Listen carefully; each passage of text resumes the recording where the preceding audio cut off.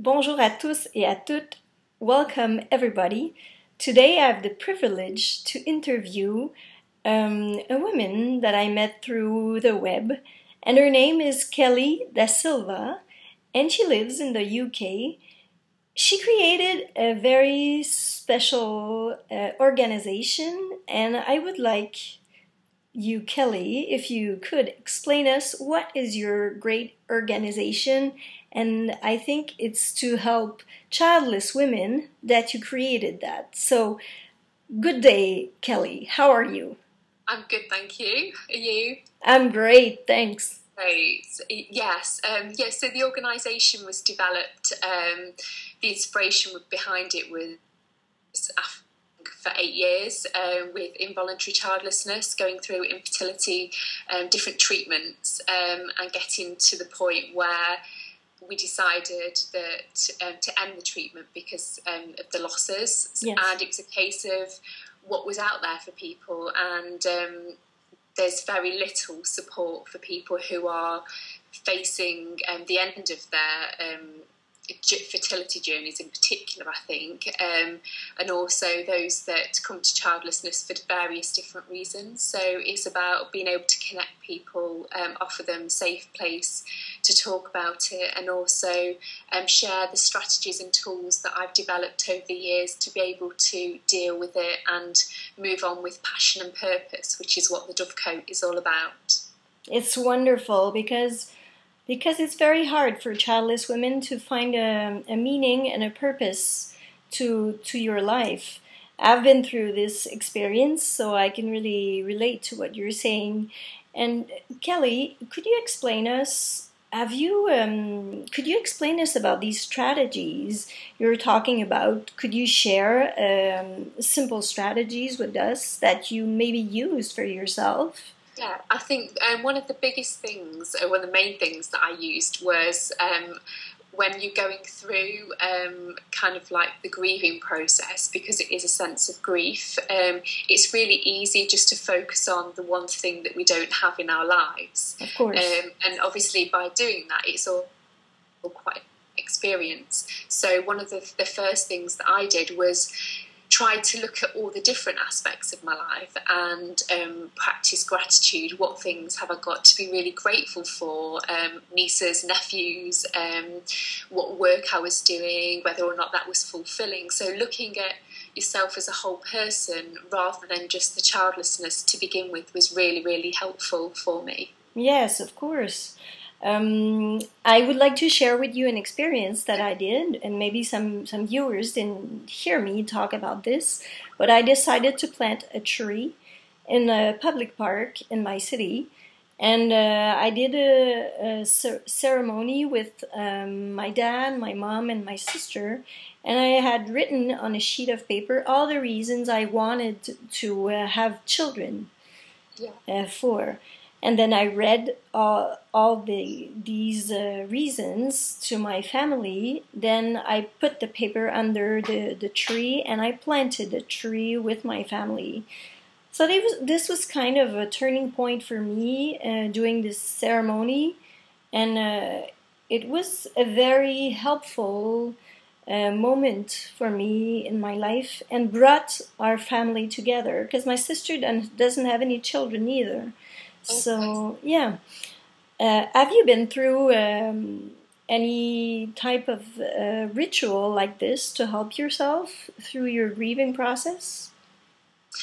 Not in the same ways as planting something, but I think in the sense of feeling that it's about acknowledging it within yourself, and then being able to let that go and accept the life that you've been given. So not in the sense of an actual ritual that I've done, but thinking about the process and talking about it to other people as well. I think that's really important to be able to communicate, because lots of people suffer in silence with it. Of course, that's the main thing that makes it so hard to go through this, is to find people like you. You know actually that they exist, that they are somewhere, but coming to meet these people is not an easy task.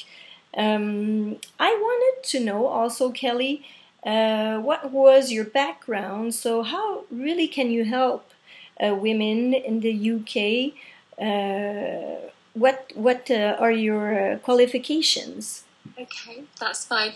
I was actually a teacher for 11 years, and during that time, did lots of work with emotional education, neuro-linguistic programming, so looking at sort of like how we can reprogram the brain, get rid of limiting beliefs, which all can, I guess, manifest themselves when you're dealing with involuntary childlessness. So using the skills from my teaching, being able to run the workshops that I'm really looking forward to doing, I can incorporate those. And then I became, 3 years ago, became an emotional freedom technique practitioner. So that, again, it's a complementary therapy which allows the fears, phobias, limiting beliefs just to be able to be released, releasing those energy blocks within your body. Wow. And for me, that was one of probably the most profound things that I did in terms of being able to talk about our situation without getting upset. So Yes. the sadness, the loss, the grief, being able to physically do something and tap on those points with the emotional freedom technique, helpful for me. So I incorporate that into the work that I do now. Wow, that's amazing, really. When you were just talking, a question popped out in my head about your teaching. Was that hard to be a teacher in a world surrounded with couples getting kids, and did you suffer from that? Because that was my experience. I was just wondering, how was yours? Yeah, I think it's very difficult to be in a situation where you're constantly surrounded by children, but it's also a very unforgiving environment as well. So if you're having a bad day, or you're going through fertility treatment and you've got all the hormones or it doesn't work, it's very difficult to be able to disguise that and Of to mask course. that and be able to, still do what you need to do. So for sure, I think that was a factor in terms of me deciding that I needed to do something else, looking to be able to turn our situation into something really positive, because for so many years it was quite a negative thing. So it's great to be able to talk about it and think, actually, I've done this, I've been through this, but I can now share it with people who are also going through the same thing, and help them to be able to live with it and also find their passion and purpose as well. So, wow, this is very inspiring. It's great, Kelly, really. Also, Kelly, I think you have some special events coming on, and I would like you to tell us what's in the cards for you.